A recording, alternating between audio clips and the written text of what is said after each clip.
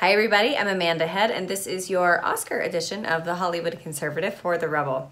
Alright, I'm not going to bore you with details or even all of the highlights because I think that if you actually cared enough to know all of those things, you probably watched it yourself. So, and it simply would take too long since the whole thing was around 4 hours. So yeah, seriously, they mentioned that the first Oscar ceremony was only 15 minutes.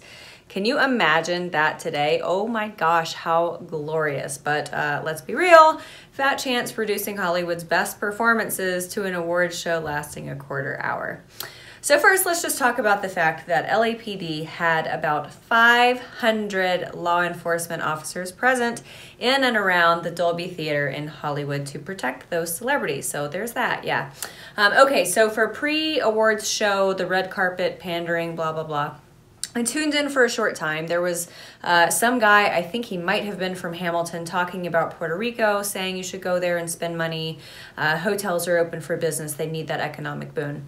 Then the Lady Bird director was interviewed and was asked what advice she would give her high school self, and she said, be nice to your mom, which is actually some really decent advice, I think, coming out of Hollywood for once.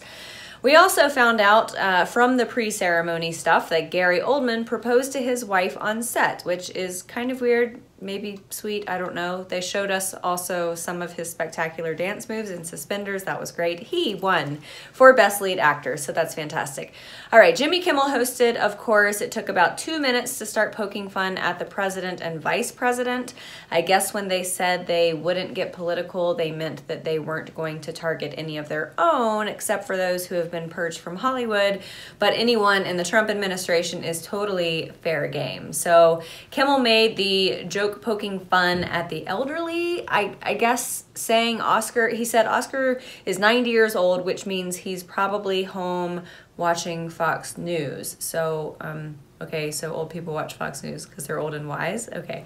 Of course, they brought the pay gap into the conversation, which might exist in Hollywood, but you all have heard my rants about it, and I really think that it is near non-existence in most workplaces. Kimmel also mentioned that whoever gives the shortest speech would win a brand new Kawasaki jet ski, which was Vanna Whited by Helen Mirren, who looked spectacular as always. All right, for awards, Guillermo del Toro won for Best Director for Shape of Water. He got a little bit political talking about being an immigrant, but not really to a degree that he could have. I really don't understand what's so hard to comprehend that legal immigration, we love that. The president loves that. Legal immigration. Okay, Best Supporting Actress was Allison Janney for I, Tonya. Totally on board with that.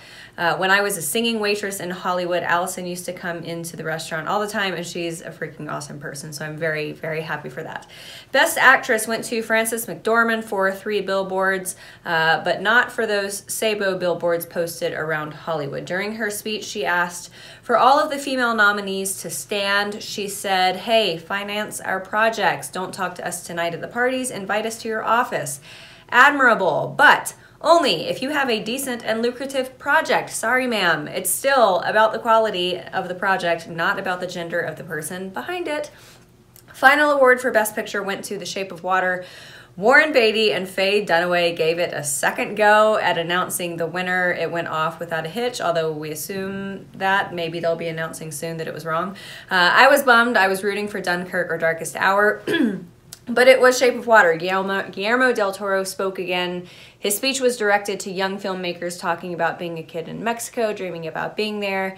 It was nice. Now, to be candid, I reject the notion of telling children that they can be whatever they want to be, but I will rant about that another day. If you watch the Oscars, please let us know what you thought about it. Thanks so much for watching.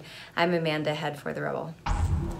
If you enjoyed my commentary and want to hear more from us here at The Rebel, subscribe to our premium content at www.therebel.media/shows and make sure you're following us on Facebook and Twitter. Also download our new app for The Rebel Media on the App Store. You download it and you'll have access to all of our latest videos and your favorite shows.